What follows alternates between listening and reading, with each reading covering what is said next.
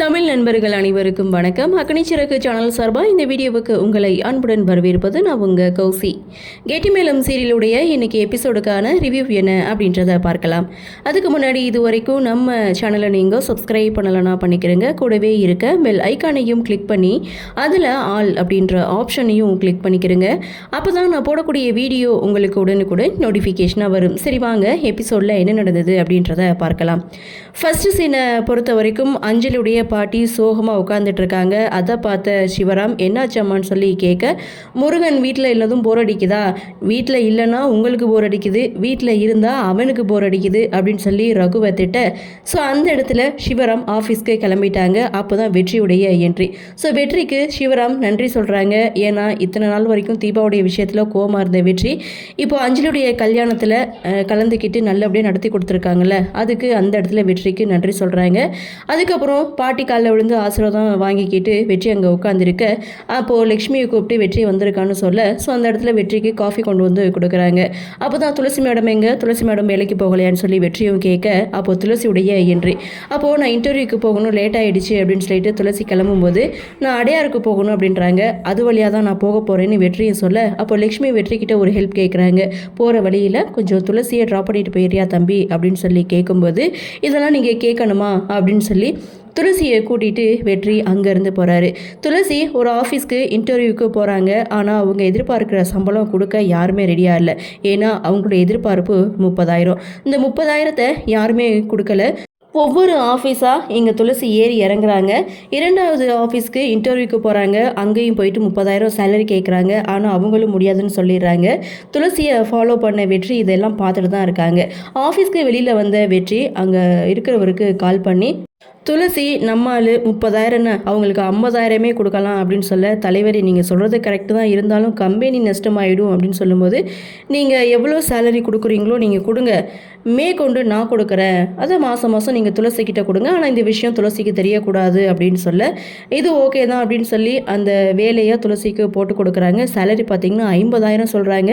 இல்லை நான் கேட்டது 30,000 தானே அப்படின்னு சொல்லும்போது, உங்கள் குழந்தையோட ட்ரீட்மெண்ட்டுன்னு சொல்லும்போது எனக்கு கொஞ்சம் கஷ்டமாக இருந்தது, அதனால தான் உங்களுக்கு 50,000 சேலரி கொடுக்குறோம், இன்றைக்கே சர்டிஃபிகேட்லாம் சப்மிட் பண்ணிவிட்டு நாளைக்கு வேலைக்கு வந்து ஜாயின் பண்ணிடுங்கன்னு சொல்லி அனுப்புனதும் இங்கே துளசி ரொம்ப சந்தோஷப்படுறாங்க.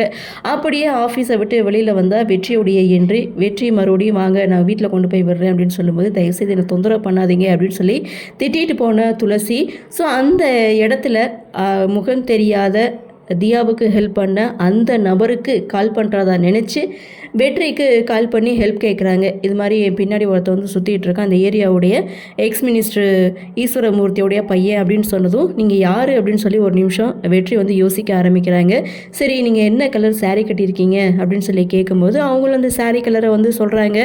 அப்போது இவ்வளோ நாளும் நம்ம பேசிகிட்டு இருந்தது துளசிக்கிட்ட தானா, கடவுள் இருக்கிற அப்படின்ற மாதிரி அவரும் ஒரு பக்கம் சந்தோஷத்தில் துள்ளிட்டு இருக்காரு. ஒன்றும் கவலைப்படாதீங்க, அதெல்லாம் நான் பார்த்துக்கிறேன் அப்படின்னு இங்கே துளசிக்கிட்ட தன்னை யாருன்னு அறிமுகப்படுத்திக்காமலே இங்கே பேசிகிட்டு இருக்காரு வெற்றி. அப்படியே சீனை கட் பண்ணால் இங்கே வெற்றி அதே சந்தோஷத்தோட வீட்டுக்கு வராங்க. அதாவது துளசியுடைய வீட்டுக்கு வராங்க. அங்கே தியா பாப்பாவுக்கு லக்ஷ்மி அம்மா சாப்பாடு ஊட்டிகிட்டு இருக்காங்க.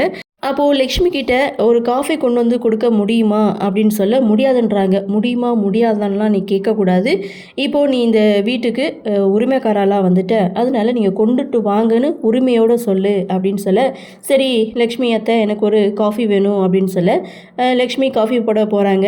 அந்த இடத்துல நைஸாக இங்கே வெற்றி தியா கிட்டே பேசுகிறாங்க. நான் அன்றைக்கி ஹெல்ப் பண்ணேன்னு துளசிக்கிட்ட நீ சொன்னியா அப்படின்னு சொல்லி கேட்கும்போது, துளசி அம்மாவுக்கும் உங்களை பிடிக்காதவங்களை பற்றி பேசினாலும் அவங்களுக்கு சுத்தமாக பிடிக்காது, கோவப்படுவாங்க, அதனால உங்களை பற்றி நான் எதுவும் சொல்லலை அப்படிங்கும்போது, இனிமேலும் சொல்ல வேண்டாம் அப்படின்னு சொல்லிட்டு தியாவுக்கு சாக்லேட்லாம் வாங்கிட்டு வந்து கொடுக்குறாங்க. தியாவும் ரொம்ப சந்தோஷப்படுறாங்க. ஸோ இது தியாவுக்கும் வெற்றிக்கு இடையில் இருக்கக்கூடிய ஒரு டீல். அப்படியே சீனை கட் பண்ணால் அஞ்சலி மகேஷ் கிட்ட ஒரு டிவி கேட்குறாங்க. ஆனால் எக்ஸாம் வருது, அதனால தான் உனக்கு டிவி வாங்கி கொடுக்கலன்னு ஏதோ சொல்லி சமாளிக்க, ஆமாம் எக்ஸாம் வருதுல்ல, நான் கூட மறந்து போயிட்டேன் அப்படின்னு சொல்ல, உன்னுடைய காலேஜ் லைஃப்பை நீ ரொம்ப மிஸ் பண்ணுறல அப்படின்னு சொல்லி கேட்கும்போது, ஆமாம் நான் ரொம்பவே மிஸ் பண்ணுறேன், பாட்டு பாடுவேன், படிப்பேன், டான்ஸ் ஆடுவேன், அது எல்லாமே நான் மிஸ் பண்ணுறேன் அப்படின்ட்டு கல்யாணம் ஆனதுக்கு அப்புறம் ஒரு சில விஷயங்களை நம்ம தவிர்க்க தானே செய்யணும் அப்படின்ட்டு இங்கே அஞ்சலியும் பேச, ஆஃபீஸ்க்கு டைம் ஆகிடுச்சு நான் கிளம்புறேன்னு மகேஷ் ஆஃபீஸ்க்கு கிளம்பி வந்துட்டார். அப்படியே சீனை கட் பண்ணால் மகேஷுடைய ஆஃபீஸில் ஒர்க் பண்ணுறவங்கலாம் வந்து ஒரு சின்ன ஒரு பார்ட்டிக்கு அரேஞ்ச் பண்ணியிருக்கோம், உங்களுடைய ஒய்ஃபை கூட்டிகிட்டு வர முடியுமான்னு சொல்லி மகேஷ் கிட்டே கேட்க, அவர் கோவத்தோடு தான் பேசிகிட்டு இருக்காங்க.